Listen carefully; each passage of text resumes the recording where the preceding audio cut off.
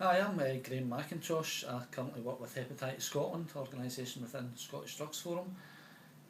I'm just going to tell you a wee bit about some of my experiences around Naloxone. I was involved in the early days of Naloxone in Glasgow back in 2007, part of the group that went out to Chicago and to find out about the experiences out there, which was very helpful in informing how we went on to develop the Glasgow Naloxone work.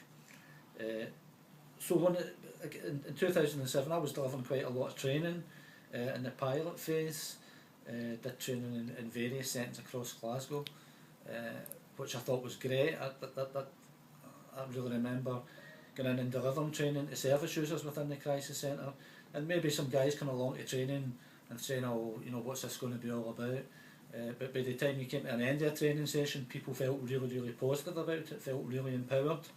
And I lost track of the number of times that people had said to me, maybe if I'd had this drug a couple of years ago, maybe my friend would still be alive, maybe my brother, or people would have survived, because it was quite shocking the number of people that attended training that had witnessed overdoses before, and for some of them had witnessed what turned out to be fatal overdoses.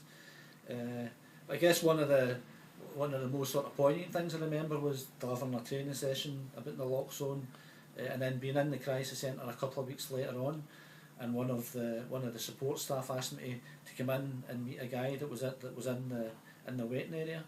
So I went through, and as I went through, this guy jumped up out of his chair and came over to me, big hugs and so on. So I was quite surprised. I wasn't quite sure what was happening, but what he told me was he had attended one of our naloxone training sessions a few weeks earlier when he'd been in the centre, and since leaving the centre he'd been out and his brother had taken an overdose, and thankfully, because he had had the training and he'd had his kit on him, he was able to administer naloxone and reverse the overdose. And he also told me that he'd already lost a brother to OD, and he'd said to me that had been terrible for him, but what he was saying was that if his mother had lost another son, she would have been absolutely devastated.